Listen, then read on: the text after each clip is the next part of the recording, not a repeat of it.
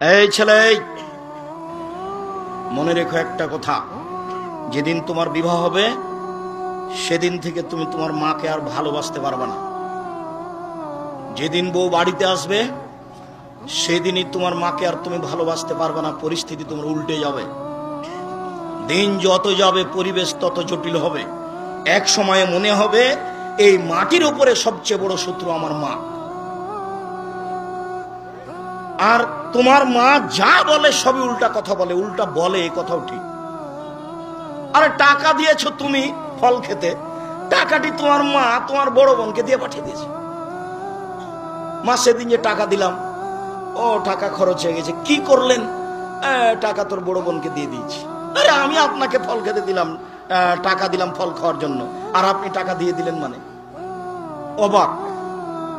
আপনার ছেলে আর আপনার বড় ভাইয়ের বড় বোনের ছেলে এক জায়গাতে খেতে বসেছে, তো আপনার মা বড় মাছের টুকরা আপনার বোনের ছেলের পাতায় তুলে দিয়েছে। এইটা আপনার বউ দেখেছে এবার রাতে।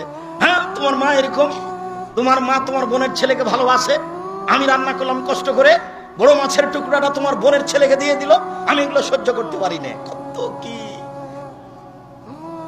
এত কিছু করার পরেও মা যে ঘরে থাকে সে ঘরে তুমি জোরে হাঁটতে পাবো না। আমি বলি না, আল্লাহ বলেছে। এত কিছু বলার পরে তোমার মা যে ঘরে থাকে সেই ঘরে তুমি জোর করে কথা বলতে পাবো না। ফালা তাকুল্লাহুম উফফিন ওয়ালা তানহারহুমা, এই কথা বলতে পাবো না।